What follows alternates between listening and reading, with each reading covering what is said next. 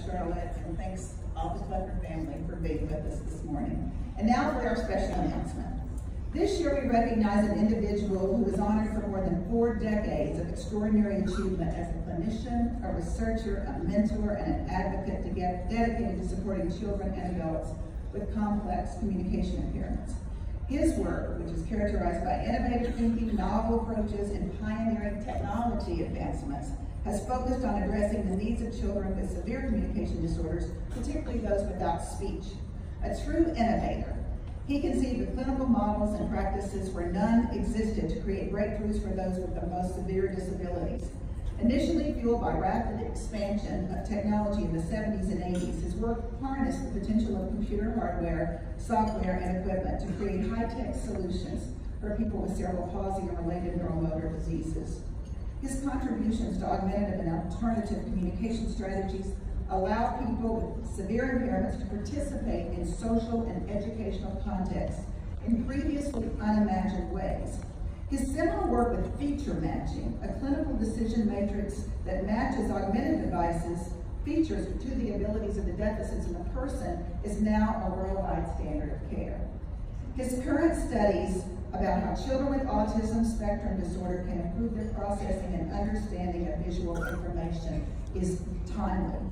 He also is a champion for the human rights of communication in and out of the courtroom. Using evidence and careful analysis, he's been a spokesperson against the misuse and misinterpretation of speakers' intention, disproving techniques such as facilitated communication, and this has saved a number of children and their families from misinformation and faulty clinical practices.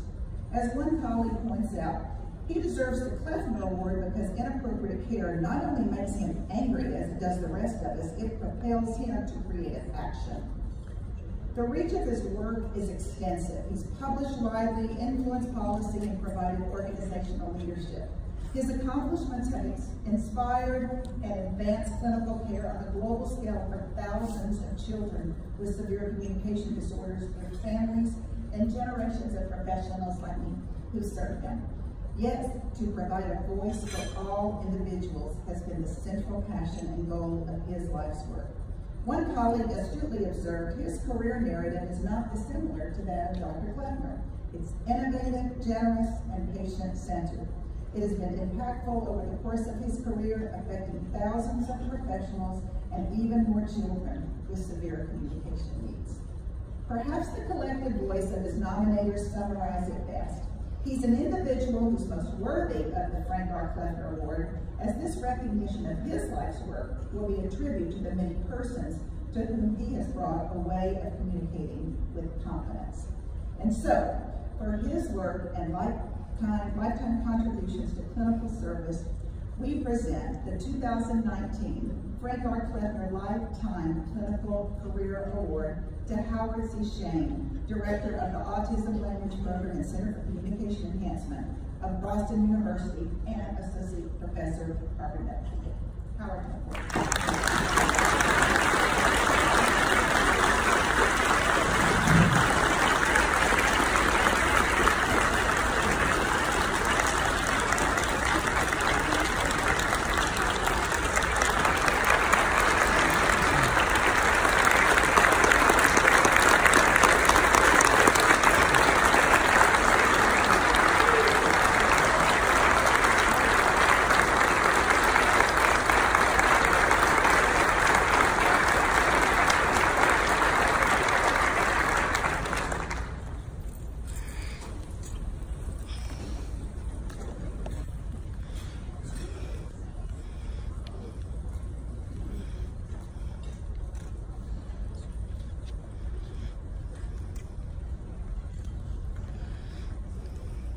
A little overwhelmed, to say the least.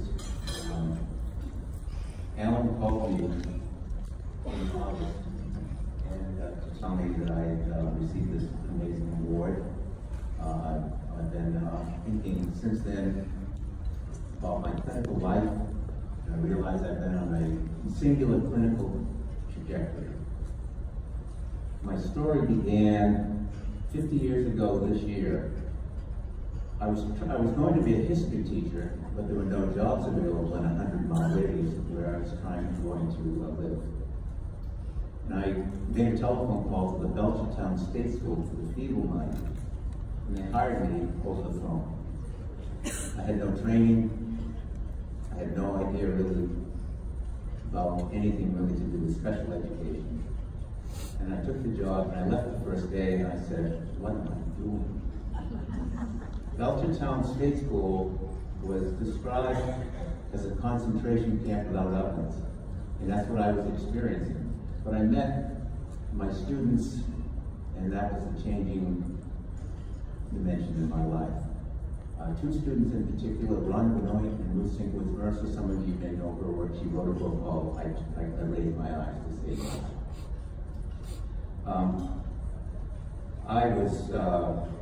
I got in a little bit of trouble with Belchertown. I did horrible things. I took children outside. We snuck into a dance, but they weren't supposed to be there because they were in wheelchairs. It's indescribable. 50 children living in a room, iron beds. I don't say any more about that. But the work with Ron and Ruth was the seminal moment in my life. We created a communication device, and for them, these were two people who understood everything, but their extreme physical impairments didn't allow them to be able to speak or move. And with a mercury switch on their wrists, they could begin to move a circular light, a light going around the circumference of the circle, and they began to be able to communicate. It was just the beginning. The day that I received my letter that I wasn't being rehired, I was sitting under a tree, and Henry Pierce, a professor at the University of Massachusetts, who frequently came to my classroom, looked at me and he said, "You look forlorn." And I said, "Well, what do you expect?" And I handed him mine. And he looked at me and he said, "What do you expect? What do you expect they were going to do with you?" So he said, and then this is when he gave me what I considered the Wizard of Oz moment, when he said, "You want to be able to continue what you're doing, but you're going to have to get some education, some degrees. You know, like the wizard, you don't need a brain, you need a diploma." He said, "Then you'll be able to continue thinking the way you do." So I did. I then went to the University of Mass. I did a master's degree. From there, I moved to Syracuse. I worked with Ruth Lencioni and Burton Black. Ruth Lencioni was a champion of early work in cerebral palsy. And I also worked with Burton Black. Burton Black was a person hugely responsible for the whole deinstitutionalization movement. He wrote a book called Christmas in Purgatory. He went into institutions in Massachusetts with a camera on his belt, and he wrote this poetic anthology. These people were incredible mentors. From there, I had the incredible opportunity to work with Fred Darley. I was a doctoral fellow at the Mayo Clinic. I should point out that Fred Darley won the Kleffner Award in 1991. Jay Rosenbeck, one of his fellows, won it in 1997. Don Johns in 2002. Joe Duffy in 2018. And myself in 2019. 4 heirs to the Darley way of clinical thinking. He was amazing. And of course, I have to remember Fred. Then things started to change. Well, they were about to change. I gave a paper in 1979 at ASHA. I was on a panel with 5 people, all of them working in using individuals having a disability, having a lead CT. I was talking about cerebral palsy. The other 4 were talking about cleft palate. Well, that's interesting because ASHA had not yet established the incredible presence that it has in our method of communication. But a year later, I received a call from David Yoder asking if I would chair the ad hoc committee on augmentative communication. ASHA in 1980 put its stake in the ground and said, we're going to do something about individuals with extreme, with severe communication disorders, and we did.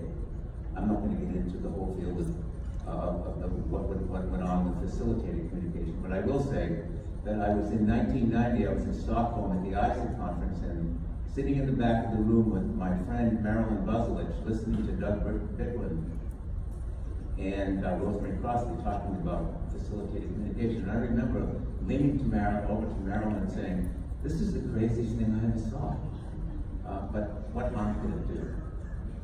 A month later, I came back to Boston and received a call from a prosecutor because he was looking to, as he said, because this individual who was an attendant for someone with autism who he thought had raped him, claimed that he had raped him, said, we want to use the full power of the Commonwealth of Massachusetts to crush this guy. And so I said I will start looking at the whole issue of authorship. Anyway, I'm not going to go excuse me, further on that. I've been at Boston Children's Hospital since 1977. It's been an incredible institution, and I've had the opportunity to, I've estimated, to see over 10,000 families and children. We formed the Augmented Communication Program in the Center for Communication Enhancement in 1985, and it's been a glorious opportunity to build this clinic and also to see what's happening in our profession. And that's why I'm talking about this singular trajectory from working with Ron and to see what ASHA has allowed to happen and what we've been able to accomplish. So to end my this trajectory, in the spring of 2017, I received a call from Ron's mother saying that he was, if I wanted to say goodbye, I needed to get to Western Massachusetts quickly.